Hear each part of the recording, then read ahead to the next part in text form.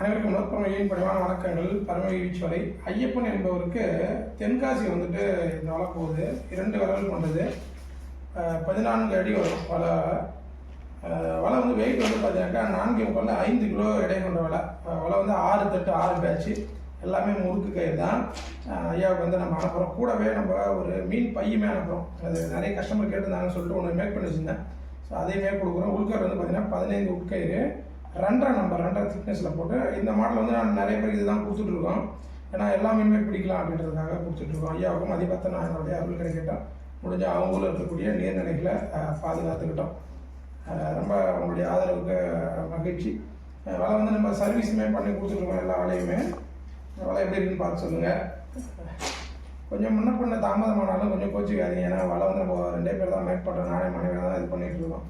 அதனால் கொஞ்சம் டிலே எடுக்குன்னா, அதனால் யாரும் வந்து அவசரப்படாதீங்க. சீசன் டைமில் கொஞ்சம் ரஷ்ஷாக இருக்கிற மாதிரி இருக்கும். மற்ற டைமில் ஒன்று பொறுமையாக அழகாக பண்ணி தரலாம். விலைவாசிலாம் ஏற்றிட்டாங்க. ஒவ்வொரு இப்போ நூலாக இருந்தாலும் சரி, நார்மலாக தான் 10 ரூபா இன்க்ரீஸ் பண்ணியிருக்காங்க. ஏதோ போர் நடக்கிறது அப்படின்றதுக்காக எல்லா இடத்துலையுமே பாதிப்பு இருக்குது சொல்கிறாங்க.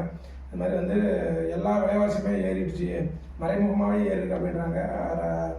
அதனால் நம்ம இப்போ ப்ராடக்ட்டுமே கொஞ்சம் அப்படி இப்படின்னு தான் இருக்கும். ஏன்னா எல்லா பொருள் விலைவாசியுமே இப்போ உயர்த்துறதுனால எல்லாருக்குமே சிரமம் அதிகமாக இருக்குது. ஈயத்தோட எல்லாம் ஏற்றிட்டாங்க. புரியும் நினைக்கிறேன். எந்த சதையாக இருந்தாலும் கால் பண்ணுங்கள்.